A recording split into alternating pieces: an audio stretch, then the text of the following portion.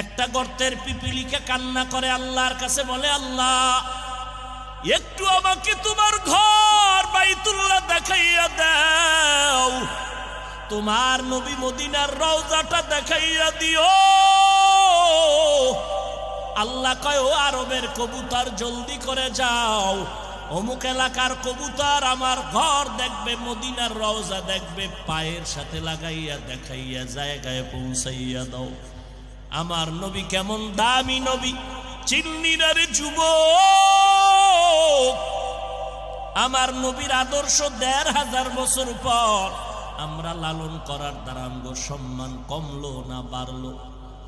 ও নবীর উম্মতের দল, এক সময় আমগো মাদ্রাসাকে কেমন যেন অন্ধকার অন্ধকার ভাবতো অনেকেই, কিন্তু আলহামদুলিল্লাহ আমার মাদ্রাসার প্রত্যেকটা সন্তান মাদ্রাসায় ৩ বছর পড়াও, আরবি, বাংলা, উর্দু, ফার্সি, ইংরেজি, অঙ্ক সমন্বয় পড়ে মনে হয় ৬ বছর ৭ বছর ৮ বছরের ছেলেটা শুধু কোরআন পড়তে জানে না, জানাজার একজন ইমাম। আমার মদিনার নবীর আদর্শের মালাটা গলায় লাগাও, কারণ আমার নবীর আদর্শের মতো সুন্দর আদর্শ কই পাইবা? আমার নবীরে দেখলেই পেটের ক্ষুধা নিবারণ হয়ে যায়। আমার নবী রাস্তা দিয়ে হাঁটেন, দুপার্শ্বের গাছ নুইয়া নবীরে সালাম জানায়, জঙ্গলের প্রাণীরা সালাম জানায়। কেমন আমার মায়ার নবী, আমার নবীর সুন্নতের আদর্শ আজকে পালন করার কারণে বঙ্গোপসাগর কুয়াকাটার থেকে আমার মাওলা নবীর আদর্শের বরকতে আজকে এই চেয়ারের মধ্যে বসায় দিয়েছেন। এটা আমার বাহাদুরি না, মদিনার সুন্নতের বাহাদুরি।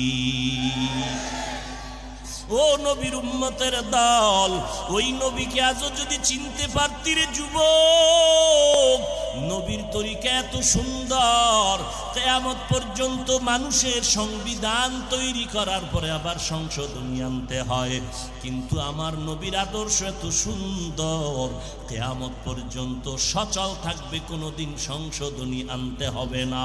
কোন চালাক যদি বলে মদিনার আদর্শ একটু পরিবর্তন করা লাগবে, তাকে জানায় দাও তোর মেধাটার পরিবর্তন কর, মদিনার আদর্শের নয়। মদিনার আদর্শের সংশোধনী হবে না, কারণ আমার আল্লাহ সিল লাগাইয়া দিয়েছেন, আল-ইয়াউমা আকমালতু লাকুম দীনাকুম ওয়া আতমামতু আলাইকুম নি'মাতি ওয়া রাদিতু লাকুমুল ইসলাম দীনা। দুনিয়ার মানুষের থিওরি সংশোধনী আনা লাগে কেন? আগেরটা ভুল, সামনেরটা আরো সুন্দর হবে। মদিনার থিওরির কোনো ভুল নাই, কিয়ামত পর্যন্ত যারা মেনে চলবে, খোদার কসম এরা দুনিয়াতেও বাদশা, আখিরাতের ময়দানেও বাদশা। তবে সাবধান, ওলামা নামের ভণ্ডরা চায় ইসলামটার একটু নতুন করে সাজাইবে, সাবধান, মদিনার ইসলামকে নতুন করার কোনো সুযোগ নাই। যারা স্লোগান দিবে তাদের জানায় দাও তোদেরকে নতুন করে কালেমা পড়াইতে হবে। মুসলমানি বোয়াদ গরদান নেহাদান এনানে খুদ বদসতে খাজাদাদান। আল্লাহ দুইটা আদেশ দিলেন মুমিনের, কেন বেঈমানেরা জান্নাত পাবে না? ১ নম্বরে ইত্তাকিল্লাহ, আল্লাহকে ভয় করো। ২ নম্বরে মুসলমান হইয়া মরো। এখানে আমরা যারা আছি সবাই মুমিন এবং মুসলমান, নাকি মুসলমান না? কিন্তু আশ্চর্য, আল্লাহ কেন বললেন ও মুমিনেরা মুসলমান হইয়া মরো? তার মানে কি মুমিন হইছি, মুসলমান বুঝি এখনো হতে পারি নাই? আল্লাহ আরেকটু আয়াতে আরেক জায়গায় স্পষ্ট করে বলেন, ইয়া আইয়ুহাল্লাযীনা আমানু উদখুলু ফিস-সিলমি কাফা, ও মুমিনেরা ইসলামের মধ্যে পরিপূর্ণ ঢুকে যাও। আরেক জায়গায় আল্লাহ আরো স্পষ্ট করে বলেন, ইয়া আইয়ুহাল্লাযীনা আমানু আমিনু বিল্লাহি ওয়া রাসূলি, ও মুমিনেরা আল্লাহর উপরে রসুলের উপরে ঈমান আনো। আরে আমরা আল্লাহর উপরে রসুলের উপরে পরে ঈমান আনার কারণেই তো মুমিন হয়েছি, আবার কেন আমার আল্লাহ ডাবল করে দাওয়াত দিলেন? আল্লাহ তাআলা গায়বের মালিক ভালো করে জানেন। উম্মতের মধ্যে, আমার গোলামের মধ্যে কিয়ামতের আগে পরস্পরের দ্বন্দ্ব শুরু হয়ে যাবে। এক মুসলমান আর এক মুসলমানের সাথে লড়াই করবে, খামোখা তর্ক বাজায় দিবে ইসলামের ক্ষতি সাধনের জন্য। একদল বলে এখনো তো টের ভাই, একদল বলে ভাই নবী কাফের মুশরিকের দাওয়াত দিছে, তোমরা কেন মুসলমানের দাওয়াতের কাজ করো, ডবল দাওয়াত দাও। আল্লাহ কয় আমি আল্লাহ যদি মুমিনের ডবল ইমানের দাওয়াত দিতে পারি, ওলামায়ে কেরাম মুসলমানের কেন আবার ইমানের দাওয়াত দিতে পারবে না?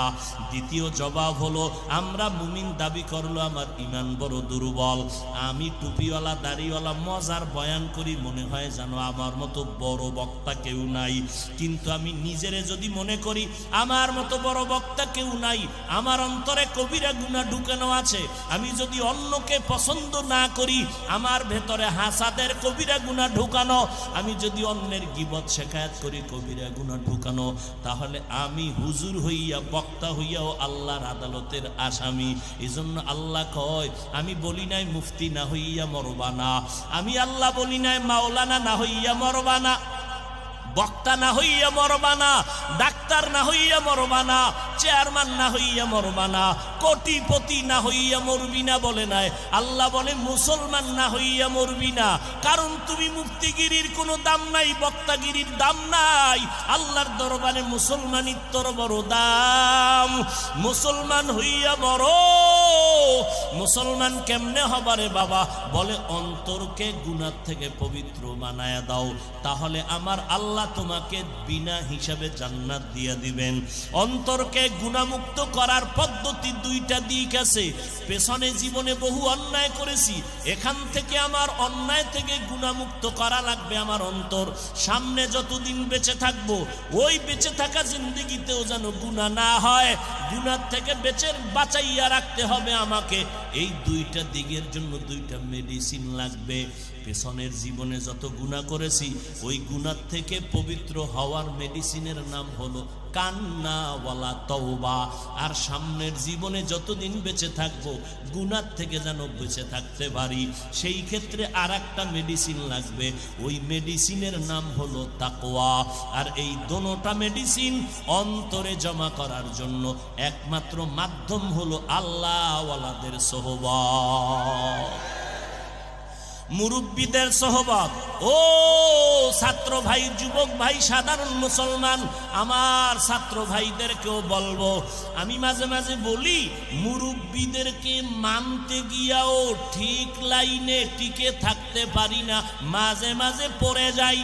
আর যারা মুরব্বী মানে না, এগো উপায় কি? ও যুবক, ও ছাত্র ভাই, আজকে কেমন যেন বেপরোয়া বেপরোয়া ভাব অন্তরে ঢুকে গেছে। একমাত্র কারণ আমরা কোনো মুরব্বীকে পছন্দ করে মোহাব্বতের সাথে মানি না। বড় দুঃখ লাগে রে বাবা। ও ছাত্র ভাই, আল্লাহ এই জন্য বলেন, ও দুনিয়ার মানুষ, খাঁটি মুসলমান হইয়া মরো। ওরে মুসলমান কারে কয়? শব্দটার মধ্যেই তো বিনয়ী। আল ইসলাম গরদান নেহাদান বতাআত, বিনয়ের সাথে আত্মসমর্পণ করার নাম ইসলাম। বিনয়ের সাথে যে আত্মসমর্পণ করে তার নাম মুসলমান। মদিনা নাম কত সুন্দর,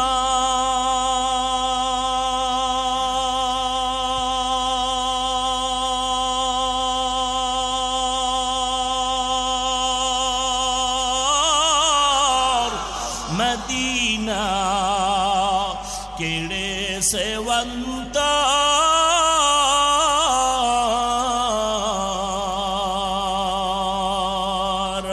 পাখির নেয় ডানা থাকলে, পাখির নেয় ডানা থাকলে যেতাম মদিনায়, মদিনা যাইতে পারলাম না, মদিনা দেখতে পারলাম না, মদিনা যাইতে পারলাম না।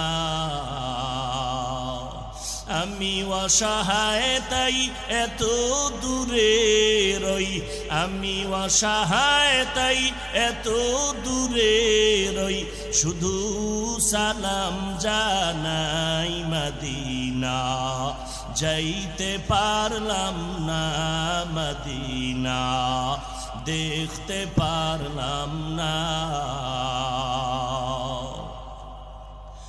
মদিনা নাম কত মধু,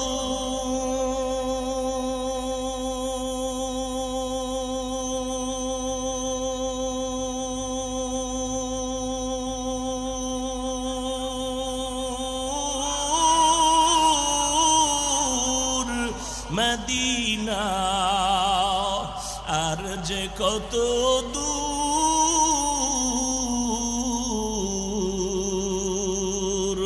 সেই মদিনার পথের ধুলি আমি, সেই মদিনার পথের ধুলি আমি মাখতে পারলাম না মদিনা, যাইতে পারলাম না মদিনা, দেখতে পারলাম না। আমি অসহায় তাই এত দূরে রই, আমি অসহায় তাই এত দূরে রই, শুধু সালাম জানাই মদিনা, যাইতে পারলাম না মদিনা, দেখতে পারলাম না।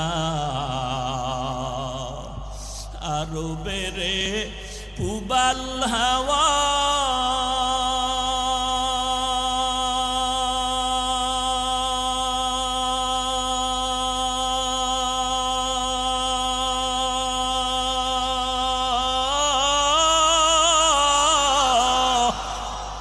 পশ্চিমে করে সুধাওয়া, এই গরিবের দুঃখী সালাম, এই গরিবের দুঃখী সালাম, পৌঁছে দিও মদিনায় মদিনা, যাইতে পারলাম না মদিনা, দেখতে পারলাম না। আমি অসহায় তাই এত দূরে রই, শুধু সালাম জানাই মদিনা, যাইতে পারলাম না মদিনা, দেখতে পারলাম না। মরণ থেকে যতই পালাও, মরণ তোমায় নিবে ঘিরি, যদিও সুদূর আকাশ পানে লুকাও, সেথায় লাগিয়ে সিঁড়ি। নদী পথে নৌকা চালাও ও মাঝি ভাই, বেলা ডোবার আগে আমি ওপার উঠতে চাই, ডুবে গেলে বেলা রে আর উঠে না, ভেঙ্গে গেলে মেলা রে আর জমে না। আল্লাহ তাআলা বলেন, আমি আল্লাহ পাক রব্বুল আলামিন তোমাকে অনর্থক বানাই নাই। সাহাবীকে নবী বললেন, এই সাহাবী, তোমার অঙ্গ প্রত্যঙ্গের দায়িত্ব আল্লাহ তোমাকে আসামির কাঠগড়ায় দাঁড় করাবেন। ওই দিন সব হিসাব নিবেন। যদি কেউ ভয়ে মিথ্যা কথার আশ্রয় নিতে চায়, আল্লাহ সাথে সাথে জবানকে বন্ধ করে বলবেন, এই হাত কথা বল, ও পা কথা বলো।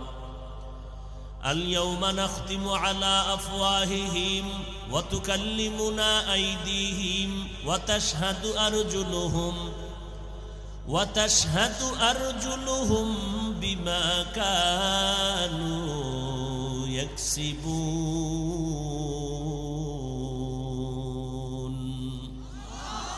دست گوید من چنی بوسیده‌ام چشم گوید چیده‌ام غم ز حرام গোশগুয়াদ চিদাম সামরুল কালাম। নবীজি বললেন, তোমার অঙ্গ প্রত্যঙ্গের দায়িত্ব তোমার উপর।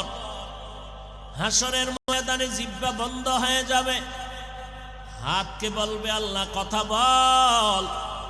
আল্লাহর আদালতে হাত কথা বলবে, তোমারে যেই ডিউটি দেওয়ার জন্য আমি বানাইছি সেই ডিউটি